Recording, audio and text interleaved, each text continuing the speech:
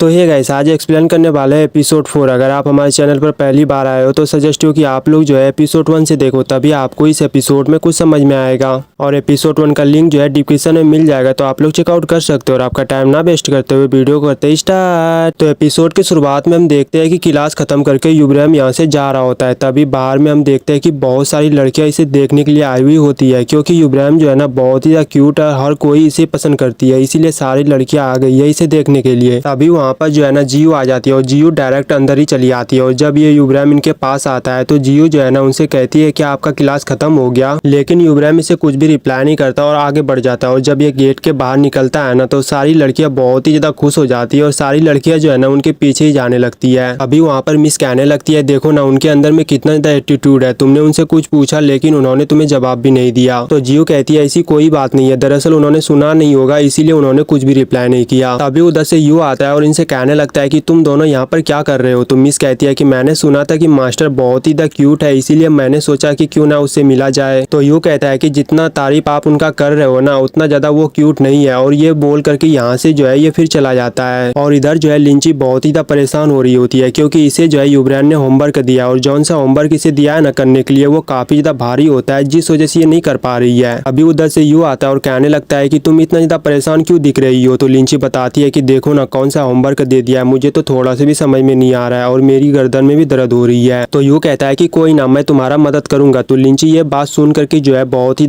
खुश हो जाती है। तो हमें युब्राम का सीन दिखाया जाता है जहाँ पर एक सिपाही जो है ना इसे कमरे दिखाने के लिए लेकर जा रहा होता है। तभी सिपाही कहता है कि अगर आपको कुछ भी जरूरत पड़े ना तो आप बस मुझे याद कर लेना। तो हमें रात का सीन दिखाया जाता है जहाँ पर हम जंगल में देखते हैं कि एक दानव जो है यहाँ पर आ गया होता है लिंची को मारने के लिए। तभी मास्टर को जो है वहाँ पर पता चल जाता है कि कोई दानव आ गया है यहाँ पर। तो ये भागते हुए फिर चला जाता है। तभी हम देखते हैं कि सारा सिपाही जाकर जो है उसे घेर लेता है और फिर सारे लोग जो है उनके ऊपर हमला करने लगता है। लेकिन ये दानव बहुत ही शक्तिशाली होता है, जिस वजह से एक भी सिपाही जो है ना उनसे नहीं लड़ पा रहा होता है। और हम इधर देखते हैं कि लिंग जो है ना अकेले ही पार्टी कर रहा होता है। तभी इसे एक लोमड़ी दिखाई देता है। तो ये कहने लगता है कि युब्राम कैसे लोमड़ी बन सकता है। अब ये लोमड़ी युब्राम ही है या कोई और है ये हमें आगे पता चलेगा। और इधर लिंची के ऊपर भी एक दानव हमला कर देता है और हमें जो है ना किसी का भी शक्ल नहीं दिखाया जाता है, क्योंकि दोनों दानव ने मास्क लगा रखा था। तो यहाँ पर जो है यू आ जाता है। तभी लिंची की आवाज इन लोगों को सुनाई आती है। तो ये जल्दी से जो है दानव से फाइट करने के लिए चला जाता है और फिर दोनों आपस में जो है वहाँ पर फाइट करने लगता है। और इधर भी जो है दोनों फाइट कर रहा होता है। और ये दानव जो है ना लिंची को उतना आसानी से नहीं हरा पाएगी, क्योंकि इनके अंदर में फल है और वो फल जो है ना हर एक मुसीबत से लिंची की रक्षा करती है, इसीलिए लिंची जो है ना बराबरी से इनसे मुकाबला कर रही होती है इस दानव से। और हम इधर देखते हैं कि ये लोमड़ी जो है ना भगते हुए लिंची के पास ही जा रहा होता है। तभी वो आदमी जो है ना अपना तलवार लेकर के आगे बढ़ने लगता है और वो तलवार जो है ना इसे लगने वाला होता है। तभी वहाँ पर वही लोमड़ी आ जाता है